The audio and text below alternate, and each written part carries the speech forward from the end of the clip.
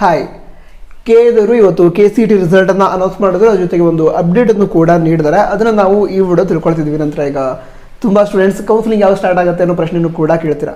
ಅದರಲ್ಲೂ ಕೂಡ ತಿಳ್ಕೊಳ್ಳೋಣ. ಮೊದಲನೇದಾಗಿ ಈ ಒಂದು ಅಪ್ಡೇಟ್ ಏನಿದೆ ಅದನ್ನು ಯಾರಿಗೆ ನೀಡಿರೋದು ಅಂತ ಹೇಳಿದ್ರೆ, ಈಗ ಡ್ರಾಪರ್ಸ್ ಯಾರಿದೆ ಅಂದರೆ ಹಿಂದಿನ ವರ್ಷನ ಸೆಕೆಂಡ್ PUC ಕಂಪ್ಲೀಟ್ ಆಗಿದೆ, ಬಟ್ ಅವರು ಈ ವರ್ಷ KCET ಎಕ್ಸಾಮನ್ನು ಬರೀತಾ ಇದ್ದಾರೆ. ಅಂತಹ ವಿದ್ಯಾರ್ಥಿಗಳ ಮಾರ್ಕ್ಸ್ ಡೀಟೇಲ್ಸ್ ಏನಿದೆ ಅದನ್ನು ಕೂಡ ಕೆದವರು ಬೋರ್ಡ್ನಿಂದ ಪಡೆದುಕೊಳ್ತೀವಿ ಅಂತ ಹೇಳಿದರು. ಅದ್ರ ಜೊತೆಗೇ ಈಗ ಹಿಂದಿನ ವರ್ಷ ಸೆಕೆಂಡ್ PUC ಕಂಪ್ಲೀಟ್ ಮಾಡಿದಂತಹ ವಿದ್ಯಾರ್ಥಿಗಳು ತಮ್ಮ ರಿಜಿಸ್ಟರ್ ನಂಬರ್ ಏನಿದೆ ಸೆಕೆಂಡ್ PUC ರಿಜಿಸ್ಟರ್ ನಂಬರ್ ಅದನ್ನು ಕರೆಕ್ಟಾಗಿ ಎಂಟರ್ ಮಾಡಿ ಅಂತ ಹೇಳಿದರು.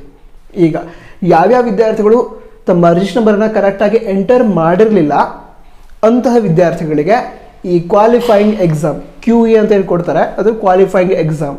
ಅದರಲ್ಲಿ ಇರುವಂತಹ ಮಾರ್ಕ್ಸ್ ಎಷ್ಟು, ಫಿಸಿಕ್ಸ್ ಎಷ್ಟು ಬಂದಿದೆ, ಕೆಮಿಸ್ಟ್ರಿ ಎಷ್ಟು ಬಂದಿದೆ, ಮ್ಯಾಥ್ಸ್ ಎಷ್ಟು ಬಂದಿದೆ, ಈ ಎಲ್ಲ ಡೀಟೇಲ್ಸ್ ಅಲ್ಲಿ ತೋರಿಸುತ್ತೆ.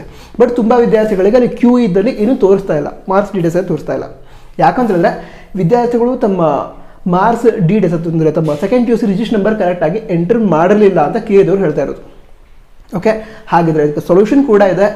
ಏನು ಅಂತಂದರೆ, ಈಗ ವಿದ್ಯಾರ್ಥಿಗಳಿಗೆ ತಮ್ಮ second PUC register number enter ಮಾಡೋದಕ್ಕೆ, ಹಾಗೆ ತಮ್ಮ ಸೆಕೆಂಡ್ PUC ಮಾರ್ಕ್ಸ್ ಕಾರ್ಡ್ ಏನಿರುತ್ತೆ ಅದನ್ನು ಅಪ್ಲೋಡ್ ಮಾಡೋದಕ್ಕೆ ಲಿಂಕನ್ನು ಮೇ 26ನೇ ತಾರೀಕಿನಿಂದ ಪ್ರೊವೈಡ್ ಮಾಡಲಾಗುತ್ತೆ ಅಂತ ಹೇಳಿದ್ದಾರೆ. ವಿದ್ಯಾರ್ಥಿಗಳು ಮೇ 26ರ ನಂತರ ಯಾವ ವಿದ್ಯಾರ್ಥಿಗಳು ರ್ಯಾಂಕ್ ಅನೌನ್ಸ್ ಆಗಿಲ್ಲ ಅಂಥ ವಿದ್ಯಾರ್ಥಿಗಳು ಮೇ 26ಕ್ಕೆ ತಮ್ಮ ಸೆಕೆಂಡ್ PUC ರಿಜಿಸ್ಟರ್ ನಂಬರ್ ಹಾಗೆ ಸೆಕೆಂಡ್ PUC ಮಾರ್ಕ್ಸ್ ಕಾರ್ಡನ್ನು ಸ್ಕ್ಯಾನ್ ಮಾಡಿ ಅಪ್ಲೋಡ್ ಮಾಡಬೇಕು. ಅದಕ್ಕೆ ಲಿಂಕನ್ನು ಪ್ರೊವೈಡ್ ಮಾಡ್ತಾರೆ.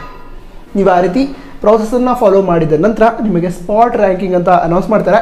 ಸ್ಪಾಟ್ ರ್ಯಾಂಕಿಂಗ್ ಏನಿದೆ ಮೇ 29ಕ್ಕೆ ಅನೌನ್ಸ್ ಆಗುತ್ತೆ ಅಂತ ಹೇಳಿದ್ದಾರೆ.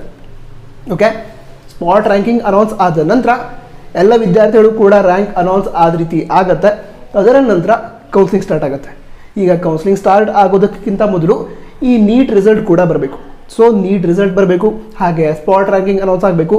ಇದೆಲ್ಲ ಆದ ನಂತರ ಜೂನ್ ಮಂತಲ್ಲಿ, ಜೂನ್ ಮೊದಲನೇ ವಾರದ ಅಂತ್ಯದಲ್ಲಿ ಹಾಗೆ ಈ ಕೌನ್ಸಿಲಿಂಗ್ ರಿಲೇಟೆಡ್ ಪ್ರಾಸೆಸ್ ಏನಿದೆ ಅದನ್ನು ಕೆದವರು ಸ್ಟಾರ್ಟ್ ಮಾಡ್ಬೋದು. ಅಂದರೆ ಸೀಟ್ ಮ್ಯಾಟ್ಸನ್ನು ರಿಲೀಸ್ ಮಾಡೋದಾಗಿರ್ಬೋದು, ಫೀ ಸ್ಟ್ರಕ್ಚರ್ನ ರಿಲೀಸ್ ಮಾಡೋದಾಗಿರ್ಬೋದು, ಹಾಗೆ ಫಸ್ಟ್ ರೌಂಡ್ ಕೌನ್ಸಿಲಿಂಗ್ನ ಶೆಡ್ಯೂಲ್ ರಿಲೀಸ್ ಮಾಡೋದಾಗಿರ್ಬೋದು.